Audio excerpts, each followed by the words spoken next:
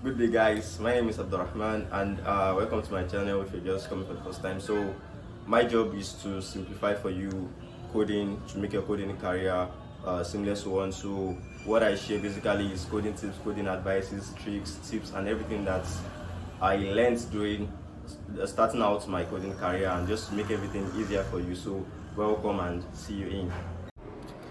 Okay, so guys, there are three parts to this video.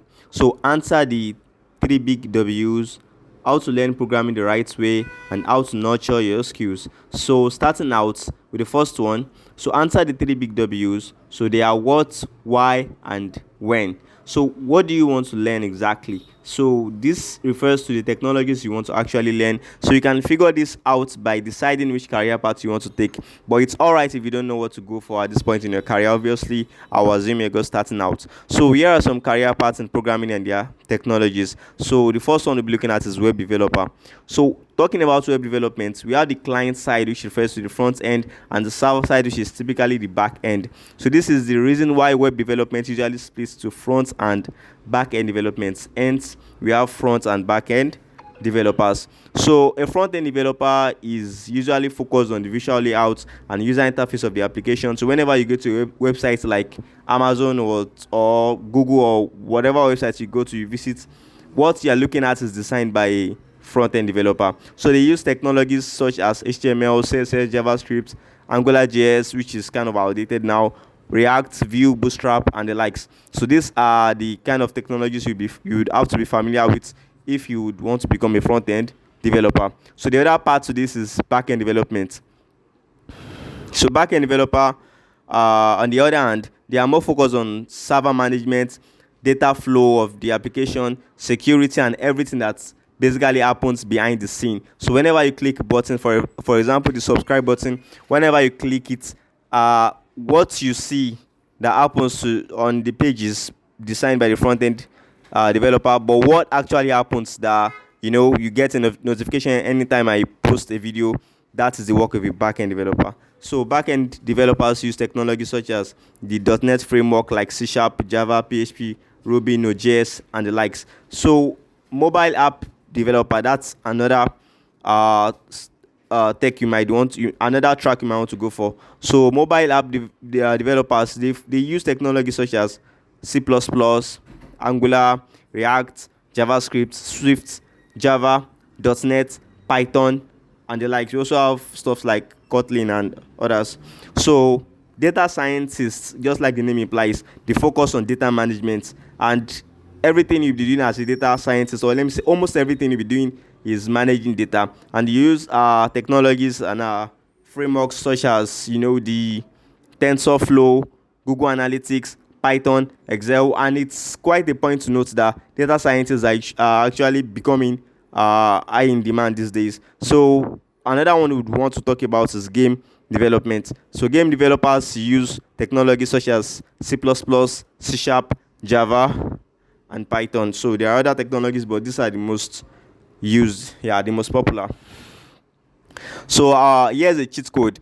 Even though you might need to learn other technologies along the line, probably when you get your first job or an internship, you might need to adapt some other technologies.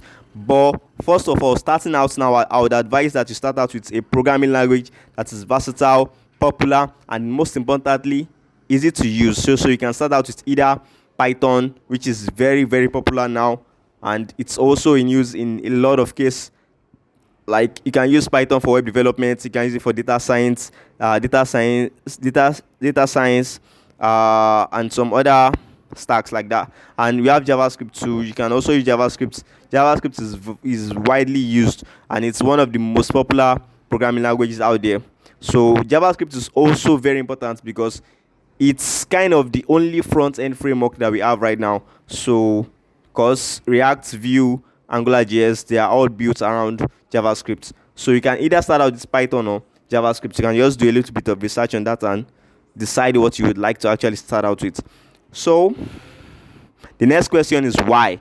So that's the second big W. Why? So most times you would answer this question by saying probably because you have passion for code. Are you sure? Like, don't worry, it's fine if you just come out clean and confess you're only interested because of the money involved. Yeah, I'm just kidding, guys. It's perfectly fine if the only thing that attracted you at first was the money.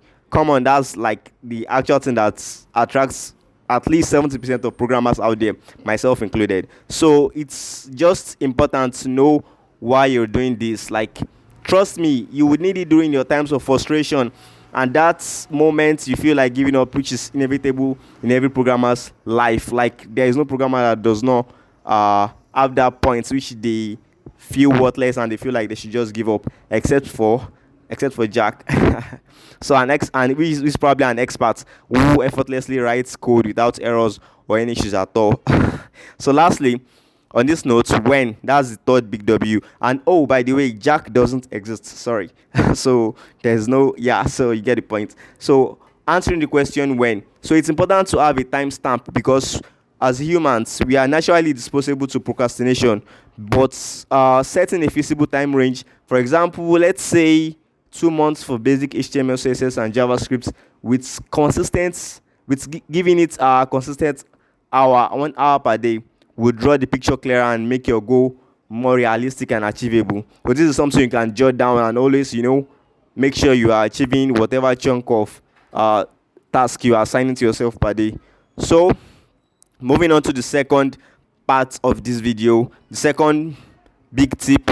So, how to learn programming the right way. So, learning programming the right way is actually learning by coding. So, while starting out with programming, most newbies make a lot of mistakes by like watching videos casually, just put the system in your front and you start watching, or falling into YouTube tutorial hell, which is actually as bad as the name sounds. So jumping from one technology to another and buying courses that they will never finish. Trust me, I have a lot of courses on my system right now that I don't even think I'll even open them because, yeah, making time for something like that. So please don't do any of this and save yourself time and energy. The most effective way, and I repeat, the most effective way that any programmer will tell you that they've learned to code is by actually coding. Yes, guys, actually doing the work. So that's how you get to build yourself as a programmer. So you could either use boot camps. Actually, a lot of programmers discourage boot camps because they are actually kind of expensive and inefficient, because most reviews on boot camps generally, just like that. So, but if you have a trusted friend that recommends probably a bootcamp that gives good results, then of course, by all means, could give it a trial. So you could also buy a course or maybe self-teach with free resources. Just whatever method you adapt, just make sure you keep one thing at the back of your mind. Make sure you're actually coding along. If it's a video, make sure you're coding along. If it's a bootcamp, ensure you are following through every single step that you have been taking through your learning process, and do the actual work of actually opening your IDE, and that is your Visual Studio Code, which is the most popular, or like any editor that you're actually using to code. Ensure you're actually opening it and you're writing the code yourself. So that's the point I wanted to make. So everyone learns differently. So, but one practical method that actually worked for me when I was starting out as a programmer was I started out using free resources like Free Code Camp, which is a very great resource, by the way. You could check it out on Google and YouTube to understand the basics and walkthrough of the programming language I was learning at the time, JavaScript. So it was very popular and I saw it had a lot of use cases. So, and then after learning the basics of JavaScript, learning stuff like how to listen to events, how to manipulate DOM and stuff like that with JavaScript, I actually then went to buy an in-depth course on Udemy. That was Jonas Friedman course, yeah. So the course was titled The Complete JavaScript Course. This course is actually very in-depth. I'm not affiliated to him, but I'm just telling you what actually worked for me. So the JavaScript course actually helped me a lot, and it had a lot of projects to practice. And I also learned advanced terms like how JavaScript works behind the scene, which made it very clear to me how JavaScript actually works, and it made it easier for me to debug my problems because I had an insight of where the problem could actually be coming from. So I also learned advanced DOM and events and event manipulation and so on. Like I've said many times already at this point, whatever route you take, the most important thing to do is to see that you are actually coding along and not just watching or writing notes. So that's the takeaway. So have you clicked the subscribe button yet? So if yes, thanks a lot, and if no, please do. It means a lot to me, so thank you. I would really appreciate that. So the third part of this video will be talking about how to nurture your skills by building projects. So at this point, you're probably getting familiar and confident about your skills. So after going through the first and second points that we've discussed earlier, so building projects is one of the most effective ways to ascertain this, to know the level of your skills.